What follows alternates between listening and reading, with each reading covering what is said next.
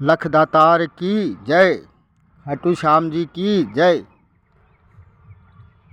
आज हम लोग ऐसे हो गए हैं कि हम भगवान के मंदिरों के सामने से निकल जाते हैं, लेकिन भगवान के प्रति हम लोगों का हाथ जोड़ करके नमस्कार करना, प्रणाम करना, झुकना, मंदिरों में तो जाना बहुत दूर की बात हो गई है।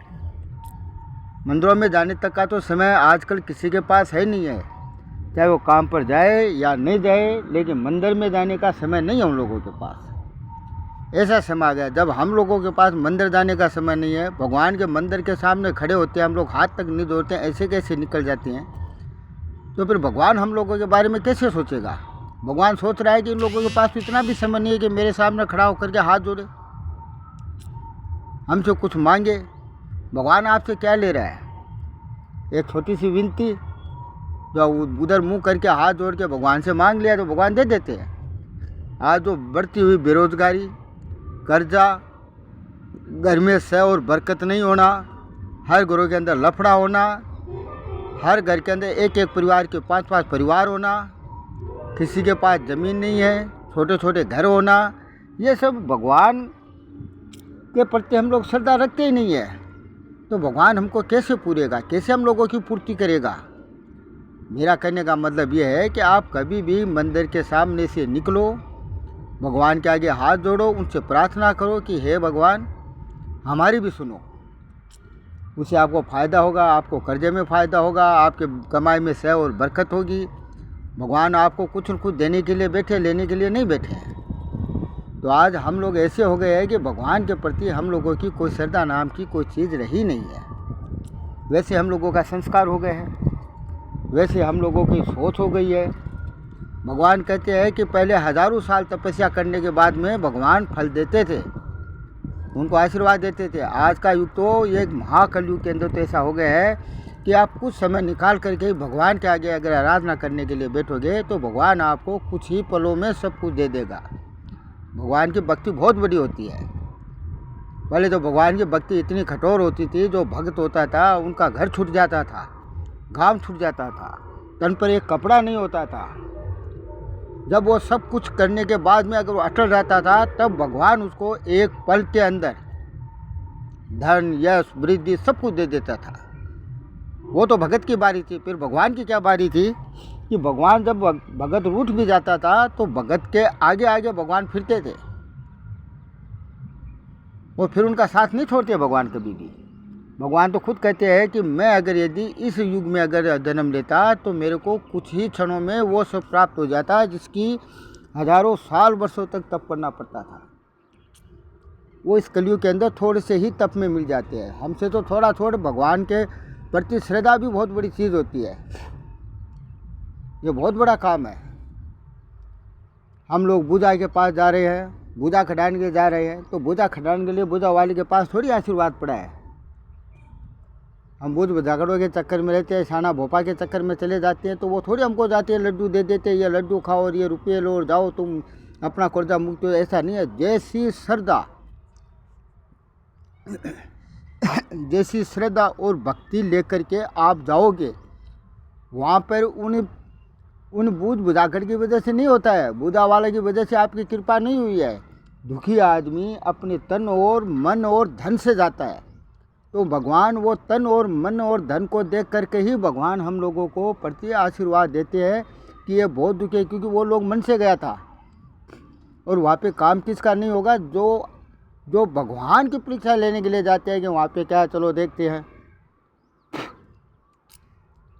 सबसे पहले भाव तो ये हमारे मन में आ जाते हैं कि चलो भगवान देखते हैं भगवान क्या करते हैं, कि इसमें कितनी शक्ति है, कितनी ताकत है। उल्टा हम लोग परीक्षा लेने के लिए जाते हैं। आप वहाँ पे जा रहे हो तो अच्छी श्रद्धा, अच्छा मन, अच्छा तन करके एक सही सोच के साथ जाओ। गंदी सोच को घर पे छोड़ दो। किसी भी मंदिर में चले जाओ आप, वहाँ पर ही आपका काम हो जाएगा। आपको कहीं भी जाने की ज़रूरत नहीं है। माता पिता की सेवा करो, परिवार के साथ रहो, उनका साथ निभाओ। अगर कोई कमज़ोर है तो उनको सहारा दे के ऊपर निकालो। ये सब चीज़ तो हम लोगों में है ही नहीं है, भूल चुके हम लोग। संस्कार नाम तो हम लोगों में दिन प्रतिदिन कम होते जा रहे हैं। ये तो सब समय के साथ साथ भूल गए हैं। मंदिरों में जाते हैं, जोर से घंटी बजा दिया है, ही करते हैं, इधर देखते हैं, इधर ताका जाकी किया, उधर देखा और चले आते हैं। हाँ, हम वहाँ पे जाके आए हैं, वहाँ पे कुछ नहीं है। अरे कुछ नहीं है, जो भगवान का घर होता है वहीं पे तो सब कुछ है।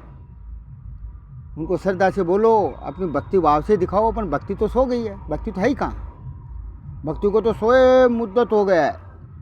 राजा नल के समय के अंदर भक्ति जागृत थी। राजा नल के बाद के अंदर धीरे धीरे भक्ति तो एकदम दी एंड पे हो गई है। मेरा कहने का मतलब इतना ही है कि आप अपनी सही सोच, अपनी सही भक्ति या सही मन की लगन से किसी बूझ बुझा कर के चक्कर में जाने की जरूरत नहीं है। अपना जो काम है, जो आपकी लाइन है, वो बिल्कुल सही लाइन से करते रहो। एक ही लाइन को आगे चलाते रहो, बस उसके अंदर छुट्टी नहीं करो, मन लगा के काम करो, आगे बढ़ते रहो। आपको कोई भी रोकने वाला नहीं है। कर्जा तो आपसे बहुत दूर हो जाएगा। कर्जा तो इतना दूर चला जाएगा कि आपके पड़ोस में भी नहीं होगा, अगर आपकी सही श्रद्धा है, सही भक्ति है तो भगवान को तो हम देखना ही नहीं चाहते, मंदिर हम जाना नहीं चाहते, बड़े बुजुर्गों का कहना हम मानना नहीं चाहते। जब तक हम बुजुर्ग आदमी कभी भी हम लोगों का अहित नहीं सोचता है, वो अगर कोई बात कह रहा है तो अपने भलाई के लिए कह रही है, उल्टा हमको वो गलत जरूर लग रही है, पर एंड में रिजल्ट वही आता है जो बुजुर्ग आदमी कहते हैं। आज परिवार अकेला है, शहर में रह रहा है, ये कर रहा है, वो कर रहा है, बच्चे कहीं ख़राब हो रहे हैं, बीवियाँ कहीं जा रही है। आज आपने एक चीज़ देखा है, सबसे ज़्यादा धोखा मर्दों के साथ हो रहा है, क्योंकि आप सही नहीं हो। इसलिए धोखा हमेशा उसके लिए, उसकी आप देख रहे हो बरोबर नहीं कर पा रहे हो। अरे वो अपना घर छोड़ के आई है, अपना परिवार छोड़ के आई है, एक नया इतिहास रचने के लिए आपके घर आई है। उनकी भी देखभाल करो, उनकी भी सोचो वो क्या कर रही है, उसके दिल की भावनाएं क्या है।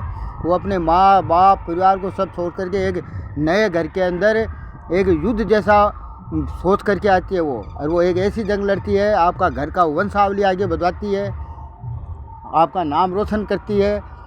पर उनकी भी अब वो करेगी जब आप उसकी सोचोगे। मेरे पास काम नहीं है, सोए रहते हो, उनको टॉर्चर करते रहते हो, ये करते रहते हो, वो करते रहते हो। वो ऐसा नहीं होता है मेरे भाई, समझो, सोचो, आगे बढ़ो। ये माहौल बहुत दिन प्रतिदिन बहुत ख़राब आ रहा है। आने वाला समय ऐसा आ रहा है कि आदमी मानसिकता से कमज़ोर हो गए हैं, आदमी दिल से कमज़ोर हो रहे हैं। आजकल के बच्चों को दो बात कर देते हैं तो पता नहीं क्या से क्या कर लेते हैं। औरतों को अगर यदि कुछ कह देते हो वो भी कैसे क्या कर लेती है। दोनों पक्ष बराबर चल रहे हैं। लड़कियां भी कमाना सीख गई है, अभी आदमी भी कमा रहा है तो लड़कियां भी कमा रही है। आप ये नहीं सोचो कि मैं ये कर लूँगा वो कर लूँगा। आज का समय बदल चुका है, लड़कियां भी वो सब कर सकते हैं जो आदमी कर सकते हैं। उनको भी कमज़ोर मत समझो। और हर समय के अंदर यही हुआ है कि देवी सबसे ही आगे रही है। कुछ समय निकालो, भगवान के प्रति आस्था रखो, अपने परिवार को संभालो, अपनी बीवी बच्चों को संभालो, अपने माता पिता को संभालो, अपने भाई बंधुओं को संभालो। जब जाओगे सब एक रहोगे तो बहुत कुछ बदलोगे। पर ये सब हम लोगों से नहीं हो पाता है। हम तरह तरह के आदमी के चक्कर में पड़ जाते हैं। हम अपना जो होश हवास है वो खो बैठते हैं। लास्ट में रिजल्ट ये होता है, प्लस होते होते हम लोग घाटा की तरफ चले जाते हैं, और 1 रुपया का घाटा हमको लाख रुपया का कर देते हैं। कर्जा कैसे नहीं चुकेगा?